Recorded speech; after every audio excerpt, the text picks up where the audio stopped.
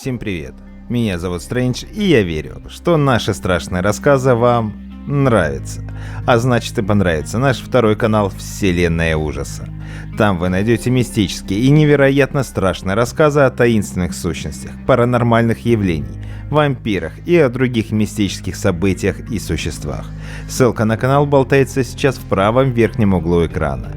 Ну а я начинаю наш рассказ. В маленьком прибрежном городке Скаген, на северной оконечности Дании, штормы были привычным делом. Сильный ветер срывал с крыш черепицу, волны с оглушительным ревом разбивались о каменистый берег, а небо окрашивалось в тревожные оттенки серого и черного. Жители давно привыкли к этим природным катаклизмам, но этот шторм был особенным. Вечером, когда море бушевало с особой яростью, рыбаки из порта, забаррикадировавшись в своих домах, наблюдали за этим зрелищем с безопасного расстояния. Старик Йохан, сидя у окна своей маленькой хижины, впервые за долгое время почувствовал что-то необычное, то, что за долгие годы в нем притупилось, а именно животный страх. Местные рыбаки верили в приметы и знали, когда шторм, просто шторм, а когда он несет нечто большее. Около полуночи в небе раздался странный треск, и сквозь гром и вой ветра рыбаки заметили странное свечение. Свет был не похож на молнию, он был более постоянным, светил ярко, словно раскаленный металл. Объект медленно двигался по небу, прежде чем внезапно сорваться вниз и исчезнуть в волнах пролива Скагеррак. Йохан схватился за сердце, пытаясь понять, что произошло. Он видел многое за свою долгую жизнь, но ничего подобного.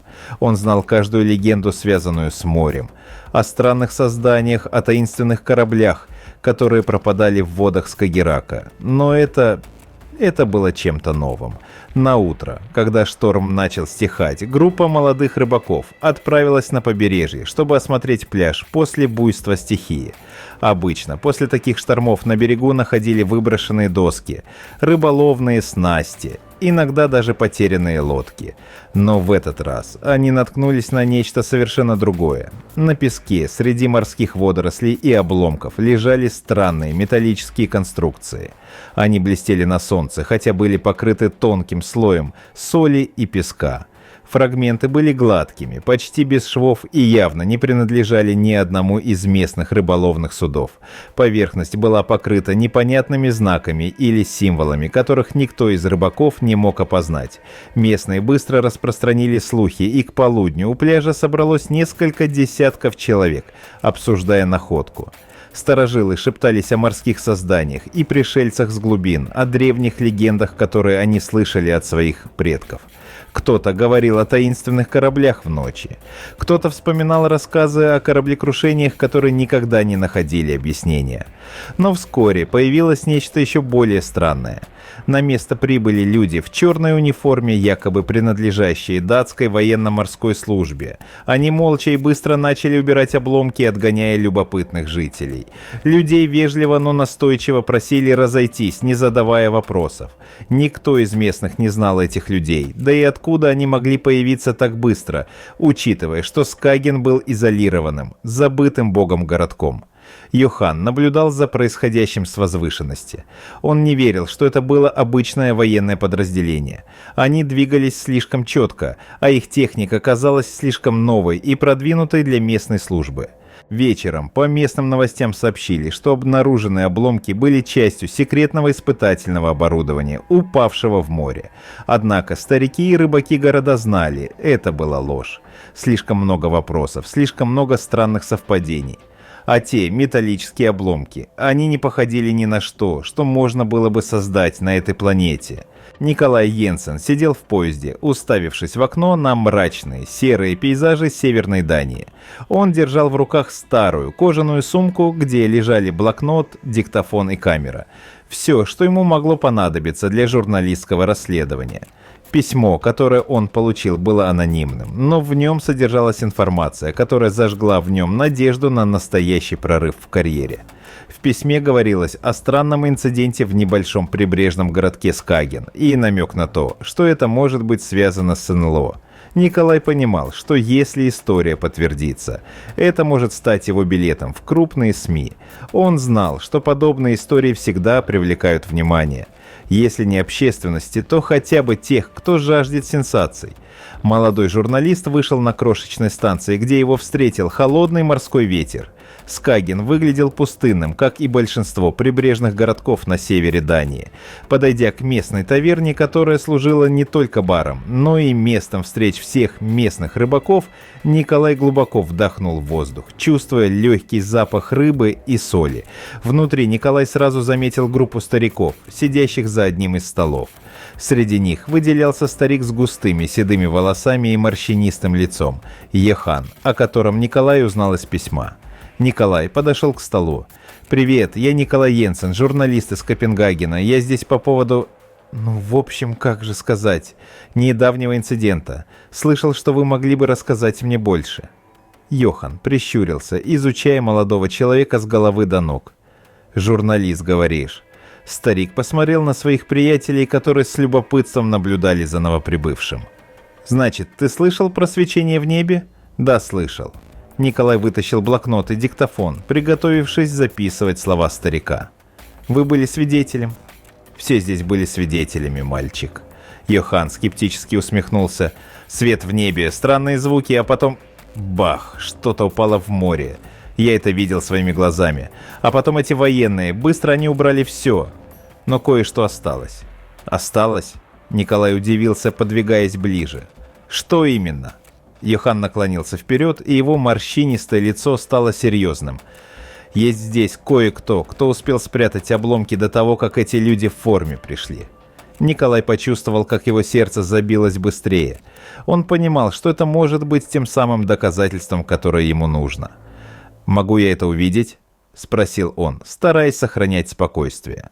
Йохан оглянулся на остальных рыбаков, словно спрашивая их одобрения, и один из мужчин кивнул в ответ. «Торбин, покажи ему», — сказал Йохан, кивая в сторону более молодого рыбака с короткими волосами. Торбин молча встал и кивнул Николаю, жестом приглашая следовать за ним. Они вышли на улицу, ветер теперь стал еще сильнее. Торбин повел его в сторону небольшого склада, спрятанного за зданием порта. Дверь громко скрипнула, когда он ее открыл, и они вошли внутрь. Там, среди старых рыболовных снастей и деревянных ящиков, было спрятано то, что нашли рыбаки. Торбен вытащил из-за полок небольшой сверток, завернутый в старую тряпку. Он развернул ее и показал Николаю несколько металлических обломков. «Вот они», — сказал он, протягивая журналисту странные фрагменты. «Я нашел их на берегу на утро после шторма. Спрятал их, когда понял, что военные приехали что-то искать». Николай внимательно изучил обломки. Они были странной формы, гладкие, как будто сделаны из какого-то неземного материала. На них не было видимых швов или следов и царапин. Фрагменты были покрыты непонятными знаками, похожими на иероглифы, но ни один из них не был знаком Николаю. Это невероятно», – прошептал он, чувствуя, как руки начинают слегка дрожать от волнения. «Вы понимаете, что это может быть». Торбин кивнул, но не выглядел таким уж воодушевленным. «Я не знаю, что это, но точно знаю одно – это не из нашего мира». Его голос был полон сомнений. «Я слышал истории от стариков, и это напоминает те рассказы о странных кораблях, которые пропадали в этих водах много лет назад. Может, это те самые пришельцы, о которых все шепчутся». Николай сглотнул, понимая, что держит в руках нечто, что может стать настоящей сенсацией. Но затем в его голове возник вопрос, который он не мог не задать. «Почему вы это показываете мне? Почему не передали ученым или в правительство?» Торбен нахмурился и посмотрел на Николая с подозрением. «Потому что я не доверяю правительству. Видел, как быстро они приехали и убрали все. У нас здесь свои законы и свои секреты. А ты можешь рассказать правду». Николай задумался над его словами. Он знал, что подобная история может не только прославить его, но и привлечь внимание тех, кто явно не хочет, чтобы эта правда всплыла на поверхность. Но выбор уже был сделан. Теперь все зависело от того, насколько далеко он был готов зайти ради правды. Торбин сложил обломки обратно в тряпку и вручил их Николаю. «Не знаю, на что ты надеешься, парень, но будь осторожен. То, что ты ищешь, может стоить тебе и жизни». Николай Йенсен сидел в маленькой съемной комнате на окраине Скагена. Стены старого дома, пропитанные морским воздухом, казались ему одновременно уютными, но и устрашающими. На столе перед ним лежали обломки, те самые металлические фрагменты, которые он получил от Торбина. Улицы города были тихими, как всегда, но Николай знал, что за этой тишиной что-то скрывается. Он не мог оставить эту историю, чувствуя, что приближается к чему-то важному. Его первой мыслью было обратиться к людям, которые могли бы дать научное объяснение появлению этих обломков.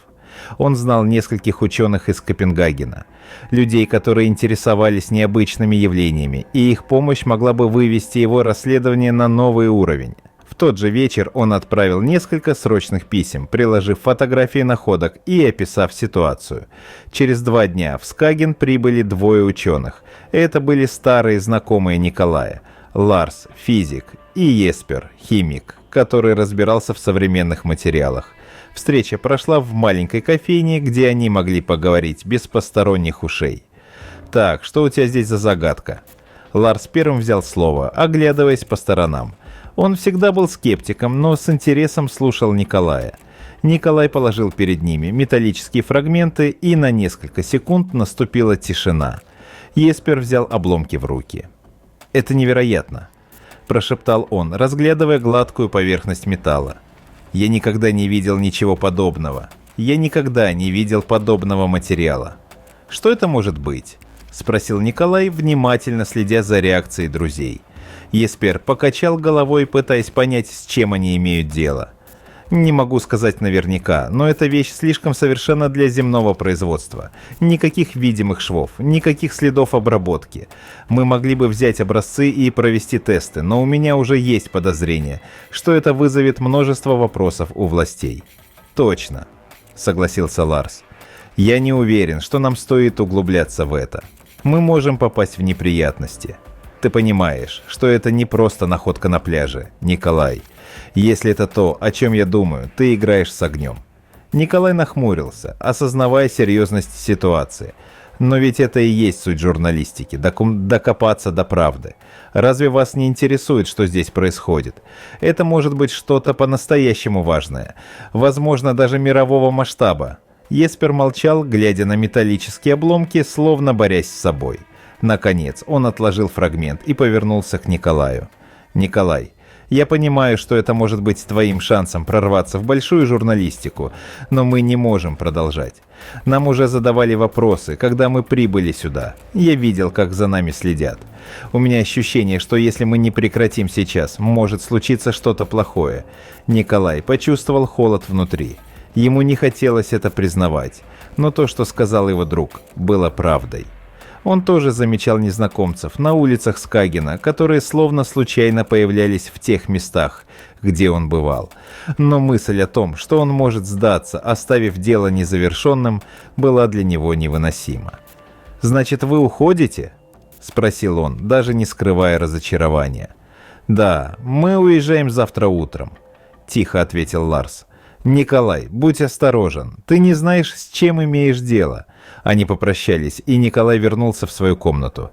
Теперь он был один. Николай чувствовал, что он находится на пороге важного открытия. Дни шли своим чередом. Он много гулял по окрестностям, изучал береговую линию, где местные рыбаки нашли обломки. Часто он проводил время в архивах местной библиотеки, копаясь в старых газетах и дневниках, надеясь найти хоть какую-то связь с событиями прошлого. Но в последние дни его все больше тревожило одно обстоятельство. Он чувствовал, что за ним следят. Куда бы он ни пошел, в кафе, на берег моря или даже в магазин, он видел одних и тех же людей. Мужчины в неприметной одежде, которые следили за ним, стараясь оставаться незамеченными. Он ловил на себе их взгляды, когда они стояли на углу улицы или якобы случайно сидели в баре. Николай понимал, что его расследование привлекло нежелательное внимание. Однажды ночью разыгралась буря. Море бушевало, ветер тряс ставни и выбивал мокрые капли дождя из стекол. Николай лежал в своей маленькой комнате, но не мог уснуть. Шум бури за окном действовал на нервы, а мысли о загадочных событиях не давали покоя. Он уже было начал дремать, когда внезапный резкий стук в дверь заставил его подскочить. Николай открыл дверь. Перед ним стоял Торбин, рыбак, который однажды показал ему те странные обломки. «Торбин, что случилось?» – спросил Николай, заметив напряжение на лице рыбака. «Это снова началось», – прохрипел Торбин, оглядываясь по сторонам, как будто боялся, что за ним наблюдают. Свет в небе, звуки. Все как в тот раз. Ты должен увидеть это. Не раздумывая, Николай схватил свою камеру и пошел за Торбином. Они шли быстро сквозь густую пелену дождя. Мокрые капли хлестали их по лицу. Шум моря, казалось, сливался с громом, создавая невыносимый гул, который все больше нарастал. Когда они добрались до побережья, Николай заметил, что вокруг него словно пропала вся жизнь. На пляже не было ни души, только они вдвоем и темные волны, которые угрожающе били о берег. Вдруг над морем появились огни. Они были яркими и ослепляющими. Николай сразу же включил камеру и начал снимать. «Боже мой, это невероятно!» – прошептал он, пытаясь сфокусировать объектив на этих таинственных огнях. Это точно не может быть природным явлением. Торбин нервно оглядывался. Видно было, что ему не нравилось происходящее. «Мы должны уйти», – настаивал рыбак, хватая Николая за руку. «Они придут, как и в тот раз. Мы не можем здесь оставаться». Но Николай вырвался, оттолкнув Торбина. «Нет, я должен это снять. Это доказательство. Я не могу уйти». Торбин оглянулся на море. Свет становился невыносимо ярким, и внезапно грохот начал нарастать. Звук был таким сильным, что заглушал даже шум бури. Николай пытался продолжать съемку, но вода била по рукам, и они соскальзывали. «Николай, умоляю тебя, уходи». Голос Торбена стал более тревожным. Он схватил журналиста за плечо, пытаясь оттащить его от берега. «Ты не понимаешь, что происходит». Но Николай был непреклонен. Вдруг грохот достиг апогея, и небо вспыхнуло ярким светом. Ослепляющая вспышка накрыла их, и на мгновение весь мир исчез в белом сиянии.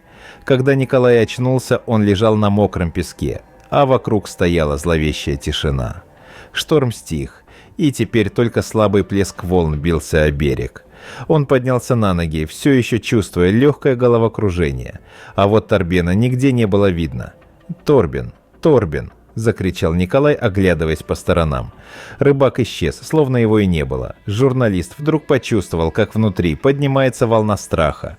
Он начал шагать вдоль берега, пытаясь найти своего спутника, но тут услышал шорох позади себя. Обернувшись, Николай увидел группу людей, выходящих из леса. На них были темные, непромокаемые костюмы и капюшоны, закрывающие лица. Прежде чем Николай успел что-то предпринять, двое мужчин схватили его за руки, грубо прижимая к земле. Его камера выпала из рук, и один из незнакомцев быстро подобрал ее. «Эй, что вы делаете? Кто вы такие?» – кричал Николай, пытаясь вырваться, но все было бесполезно. Один из них наклонился к нему, и Николай почувствовал холодное дыхание на своем лице. «Тебя предупреждали, журналист», – прошептал мужчина. Его голос был ровным и безэмоциональным. «Теперь ты точно остановишься». Николай сидел на жестком стуле в странном помещении, которое напоминало полицейский участок, но обстановка была слишком стерильной и холодной. Освещение было тусклым, и воздух наполняла тяжелая тишина. Люди, которые его сюда привезли, точно не были полицейскими. Их движения были слаженными, а лица бесстрастными. Николай не знал, где он находился и что ждало его дальше, но понимал, что попал в очень неприятную ситуацию. Дверь в помещение скрипнула, и в комнату вошел высокий мужчина в строгом черном костюме. Он был уверен в себе, с лицом, не выдававшим никаких эмоций. Мужчина сел напротив Николая и положил на стол папку с бумагами. «Мистер Йенсен», – произнес мужчина низким голосом, – «меня зовут Йоханссон. Я здесь для того, чтобы объяснить вам, что вы влезли не в свое дело, и теперь пришло время остановиться». «Кто вы?» – спросил Николай, его голос был хриплым, а в горле было ужасно сухо. «Что вы знаете о том, что произошло на побережье? Что это за огни? Это был корабль». Йоханссон не отвечал, лишь смотрел на журналиста с легкой усмешкой, как будто ему было все равно, что Николай говорит. «Где Торбин?» – резко спросил Николай, чувствуя, что контроль над ситуацией ускользает. Йоханссон открыл папку и медленно вытащил несколько фотографий, он бросил их на стол перед Николаем. На изображениях было изуродованное тело рыбака. Лица Торбина было почти не узнать.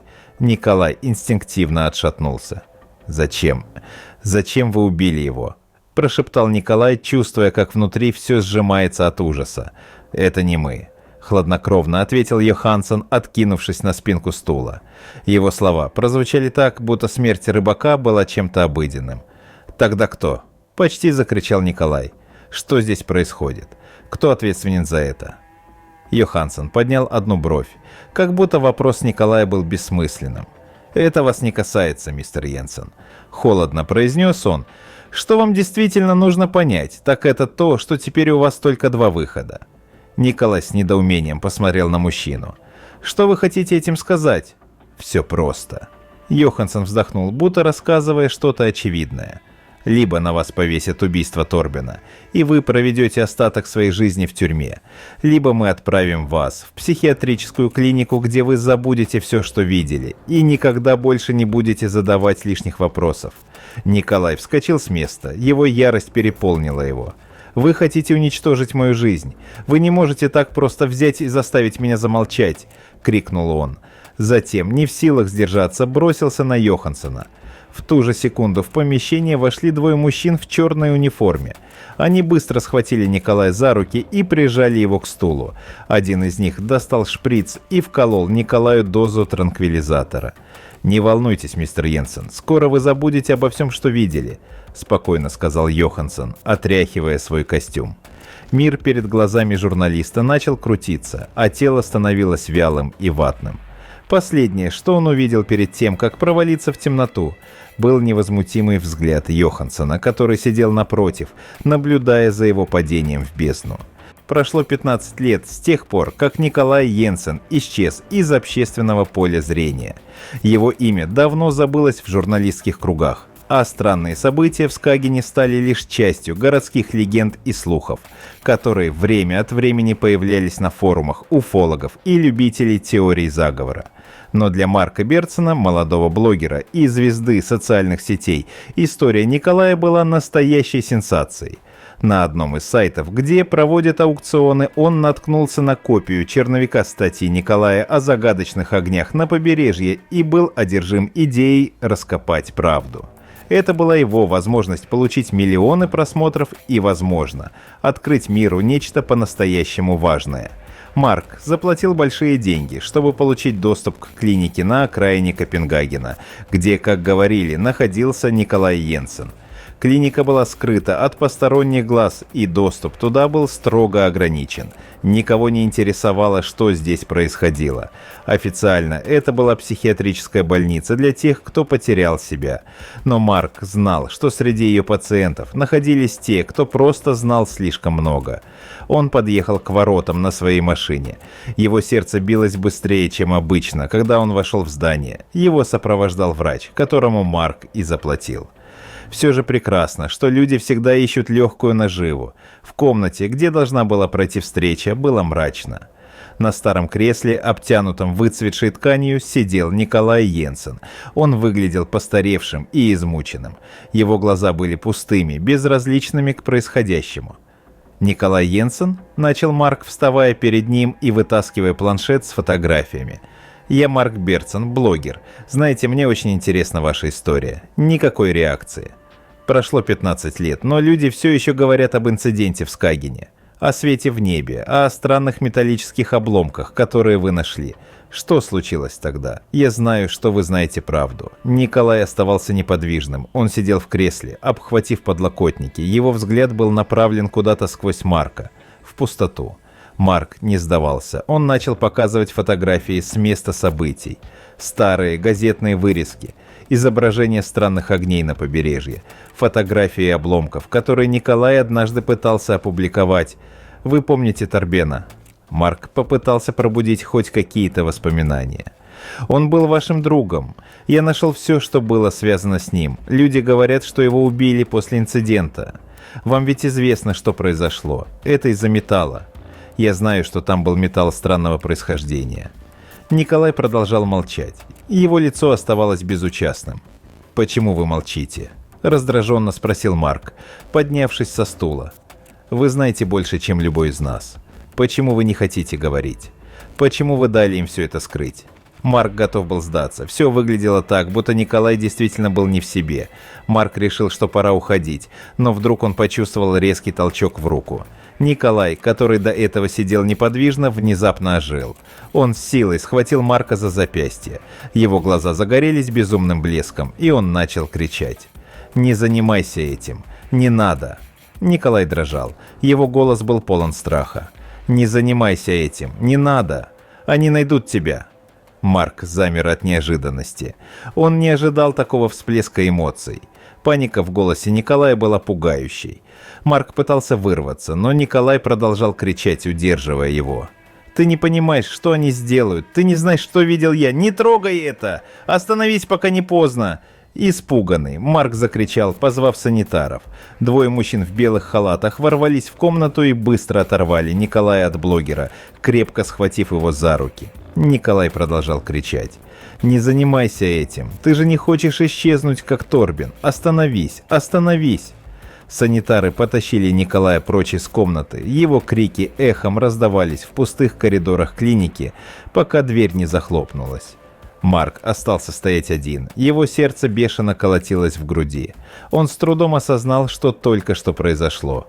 Он вышел из клиники с тяжелым чувством на душе. Ему не хотелось воспринимать предостережение сумасшедшего человека всерьез.